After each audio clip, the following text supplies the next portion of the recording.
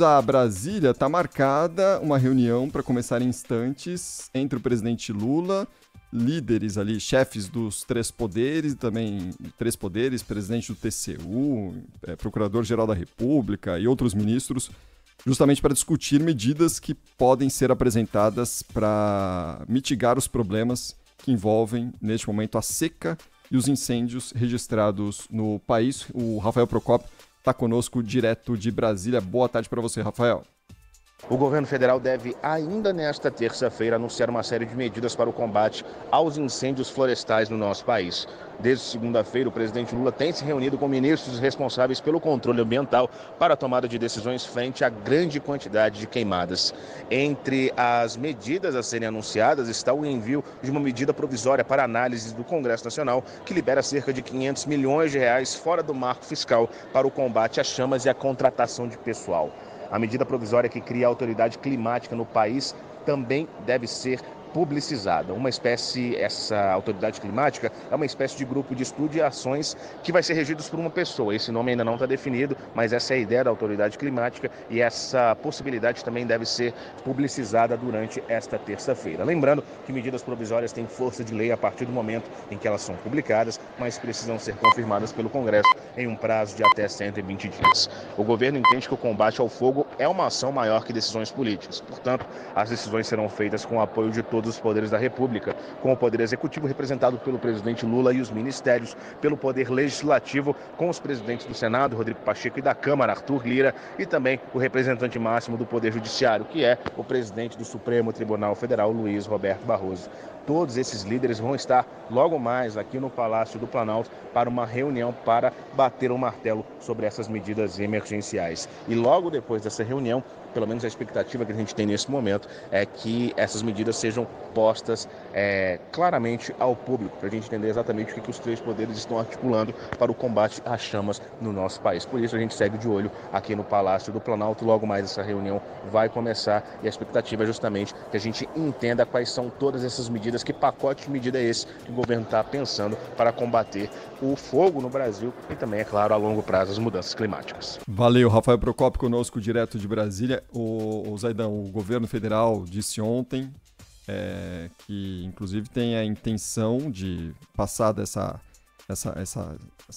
digamos, fase envolvendo ali os poderes em Brasília, essa discussão sobre pontos que deverão ser anunciados aí hoje pelo Palácio do Planalto, envolver também os governadores, mas aí dependeria de um acordo ali de agendas entre governadores, enfim, aqui todo aquele interesse político que a gente sabe que ocorre nesses momentos. O fato é, a secura ainda continua tomando conta de boa parte do país, o Parque Nacional de Brasília continua pegando fogo pelo terceiro dia já, um incêndio que está devastando o Parque Nacional de Brasília.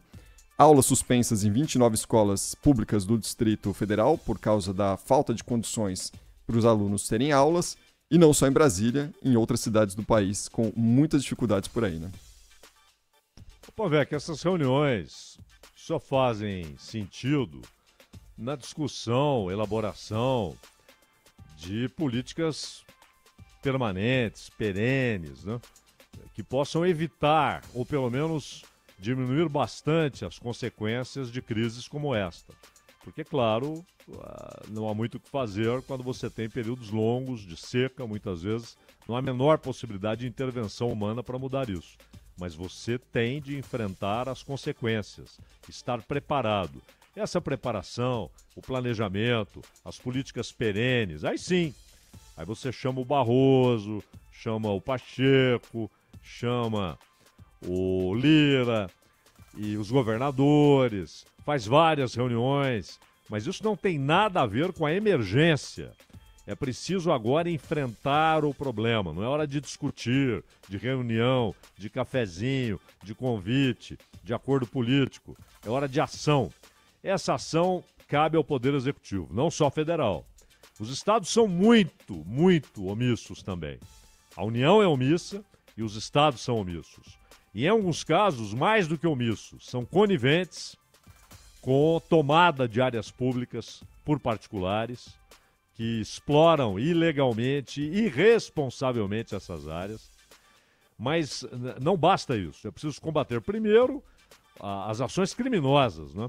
A Polícia Federal e também polícias estaduais, mas elas têm uma lista de mais de 50 pessoas que já foram detidas porque propositadamente, deliberadamente, meteram fogo. Meteram fogo. E muitas foram pagas para isso. E aí é preciso investigar. Pagas por quem? Qual o interesse? Por que isso foi feito? Né? E, claro, políticas públicas para combater desmatamento ilegal, mineração ilegal, ocupação ilegal de áreas, derrubamento de florestas, onde isso não pode ocorrer, em áreas em que há uma proteção ambiental determinada por lei. Se o Estado não consegue fazer a lei ser cumprida, ele está falhando miseravelmente.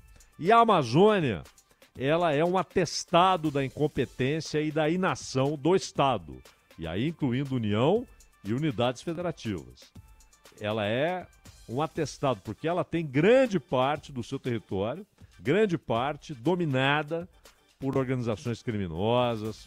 Há inclusive consórcios. Em alguns lugares é o Comando Vermelho associado com o grupo da Venezuela, o outro grupo do Peru, que está associado a um grupo equatoriano, que por sua vez é uma subsidiária dos cartéis mexicanos.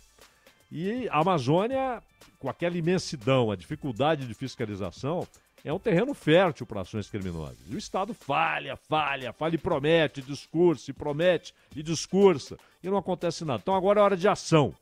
E aí sim, depois você vai tratar de políticas perenes. Aí pode ter 500 reuniões, podem fazer 500 reuniões, mas agora é hora de agir.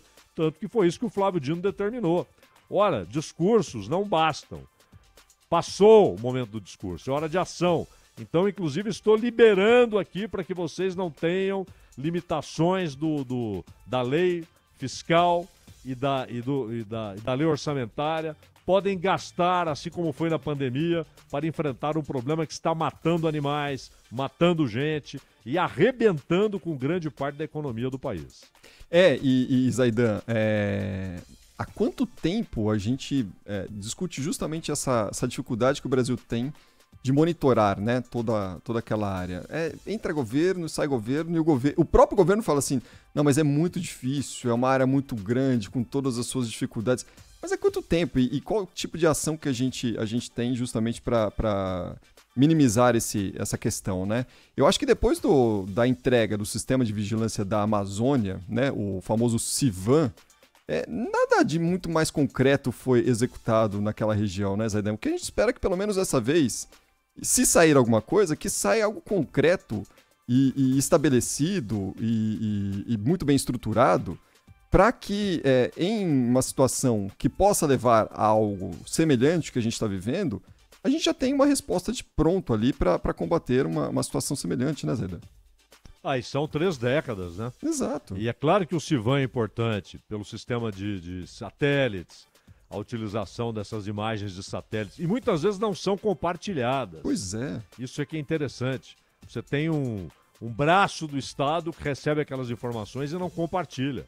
Agora, o comando do Executivo, o presidente da República, seus ministros, é que devem estabelecer a obrigatoriedade de que essas informações sejam compartilhadas. E que, depois delas serem compartilhadas, haja ação. Mas para isso, Pavec, você tem de aumentar o efetivo da Polícia Federal, e eles não fazem concurso, não tem dinheiro para concurso. O IBAMA, que teve greve este ano no IBAMA, porque claramente há carência de gente no IBAMA. Pois é. Quem trabalha lá está trabalhando o triplo do que deveria, porque falta gente. Mas não tem previsão orçamentária. E não vai ter nunca, né? Não vai ter nunca, até porque a maior parte do orçamento vai para pagamento do custo financeiro da dívida, né? É uma loucura.